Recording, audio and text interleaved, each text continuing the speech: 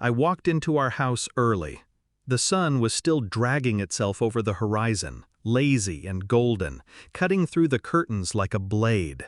My keys barely made a sound in the door. I'd made sure of that. His jacket was on the floor.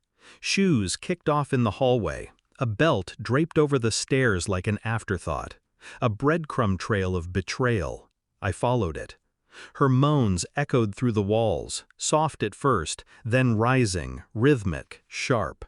I stood outside the bedroom door, still as glass. Every sound was a scalpel carving into something I thought was permanent. But I didn't interrupt. I let them finish. Because the real ending belongs to me. I met her in late spring. She had that kind of laugh that made people turn their heads, not because it was loud, but because it sounded like she meant it.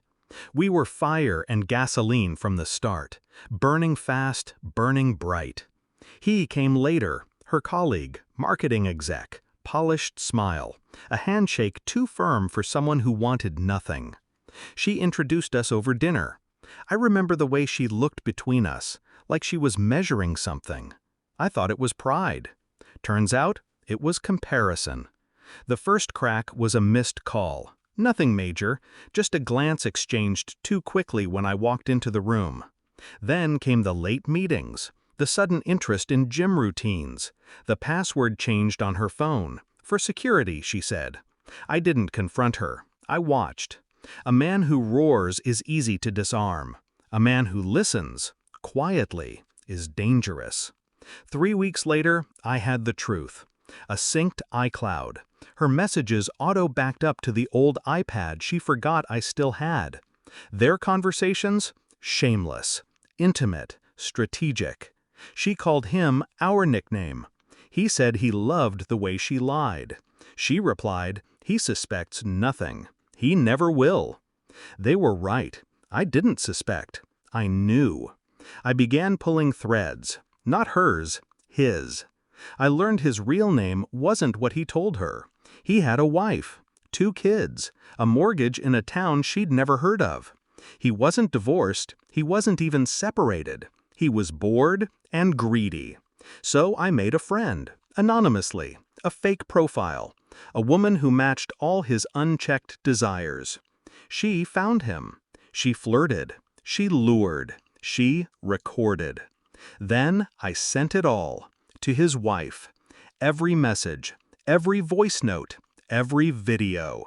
It took 1 week for his life to burn. And while he scrambled to hold on, I moved to phase 2. I filed for divorce, not out of anger, but opportunity. You see, when I met her, I already had more than she knew. Stocks, assets, a trust. I kept them out of sight, registered under a holding company, legal, invisible, untouchable. But her name was on our shared house, and her phone, synced to the smart home account, confirmed her overnight stays at his condo. I logged timestamps, location data, witnesses. Infidelity? Proven. She fought, cried, swore it was a mistake, that she still loved me. But love doesn't whisper lies in the dark while someone else sleeps beside you. I offered her the house, out of kindness. She thought it was a gift. I didn't tell her I'd taken a lien out against it, that I'd sold my share to a shell company I controlled. The moment the ink dried on the divorce, the company foreclosed.